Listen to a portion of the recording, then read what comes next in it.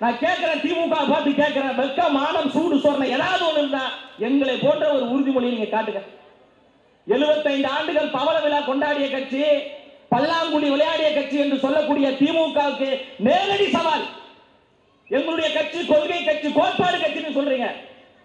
எங்களுடைய மாவட்ட செயலாளர் SAM குமார் அவர்களை அழைத்துக் கொண்டு அமைச்சர் சேகர் பாபு அவர்களும் இந்த தொகுதியை சார்ந்த அண்ணன் பரந்தாமன் அவர்களும் பனையூருக்கு வாங்க. பனையூருடைய அலுவலகம் திறக்கப்படும். அங்கே அண்ணல் அம்பேத்கர் அவர்களுக்கும் தந்தை பெரியார் அவர்களுக்கும் எங்களுடைய கட்சி அலுவலகத்தில் சிலை இருக்கிறது.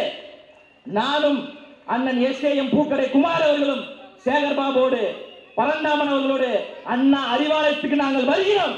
அங்கே அண்ணல் அம்பேத்கருக்கும் தந்தை பெரியாருக்கும் சிலை இருந்தால் நான் இதுக்கப்புறம் பேசவே நிறுத்துறேன்.